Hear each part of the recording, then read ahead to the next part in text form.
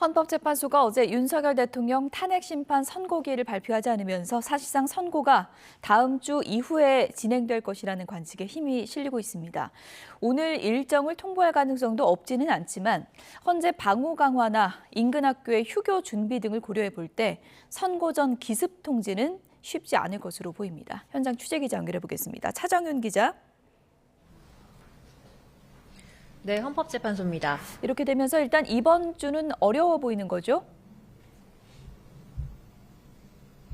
네, 그렇습니다. 변론 종결 후 3주 넘게 평의가 이어지고 있지만 아직은 선고기일 지정 소식이 없습니다.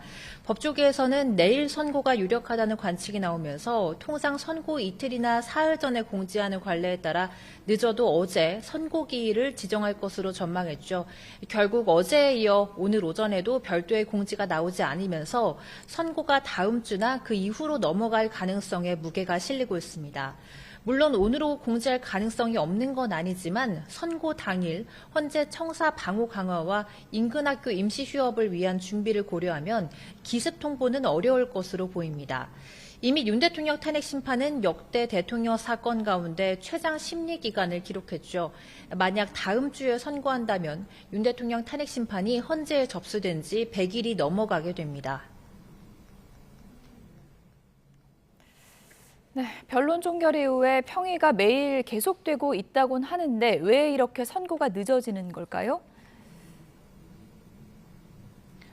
네, 재판관 평의 내용은 철저한 보안에 붙여지는 만큼 심리 장기화 이유를 놓고 여러 가지 해석이 분분합니다.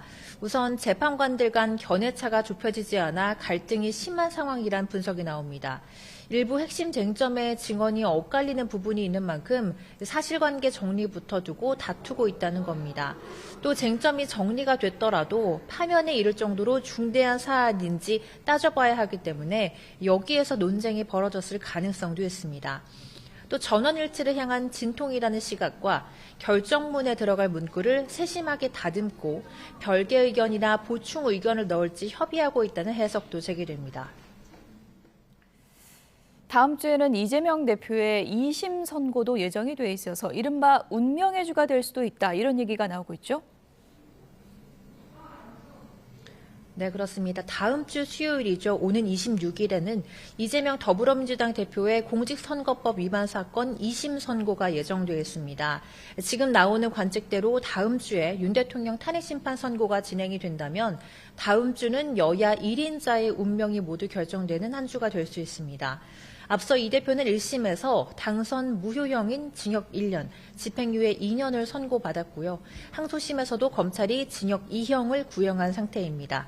지금까지 헌법재판소에서 YTN 차정은입니다.